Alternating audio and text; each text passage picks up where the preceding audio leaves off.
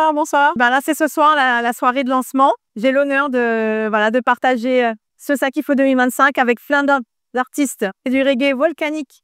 Voilà, comme j'appelle. Et puis, je vais présenter ça lors du Sakifo 2025. Puis j'ai aussi, bientôt, j'aurai l'occasion de partir en France pour faire une tournée en première partie d'Israël Vibration sur 13 dates, sur pas mal de salles en fait. Voilà. Bonsoir, je suis Jérôme Galabert, j'ai créé le Sakifo il y a 21 ans. Voilà, et on attaque la 21e édition, donc 6, 7 et 8 juin prochain. On vient de dévoiler une grande partie de la programmation, il reste encore 8 ou 9 noms qu'on dévoilera un peu plus tard. Voilà, c'est toujours un moment un peu particulier parce que c'est le moment où on révèle au public le fruit de notre travail de tous ces longs mois depuis la dernière édition du Sakifo. Comment est né cette idée? Oula, c'est né il y a longtemps. D'abord, j'ai fait plein d'autres festivals à La Réunion avant, plus ou moins marché, plutôt moins que plus. Et j'ai toujours été convaincu que sur ce territoire de musique, on avait besoin d'un grand festival.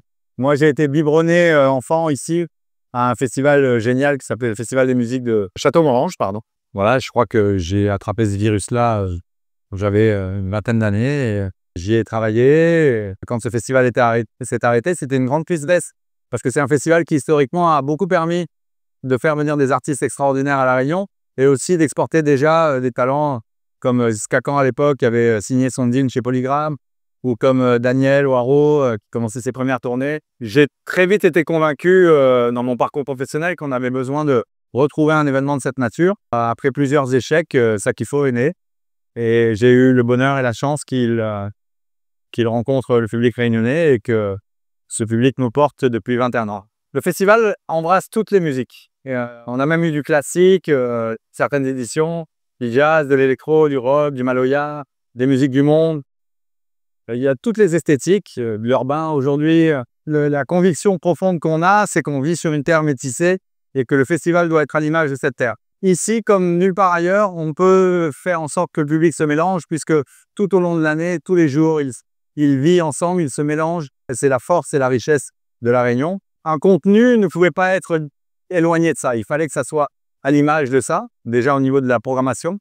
Et ensuite, la marque, Sakifo, voilà, c'est qui dit la fierté réunionnaise, qui dit que c'est Sakifo. Et c'était aussi important pour nous d'arriver avec cette affirmation-là et de dire qu'on était capable ici de faire aussi bien qu'ailleurs. Et dans certains aspects, mieux, puisque il a un caractère de mélange des esthétiques et des publics, du coup.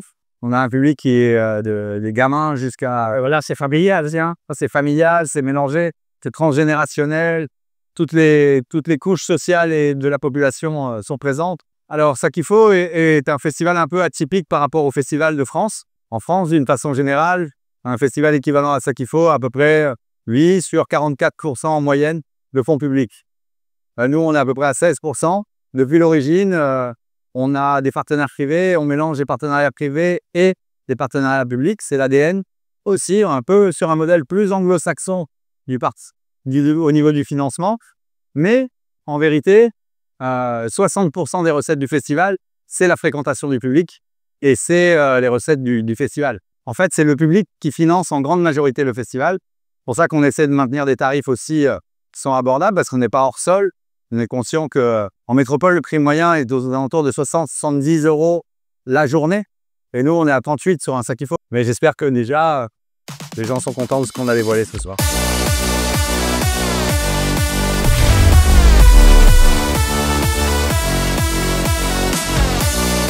Si vous avez trouvé cette vidéo utile, n'oubliez pas de la partager avec vos amis et de vous abonner à notre chaîne pour plus de contenu inspirant.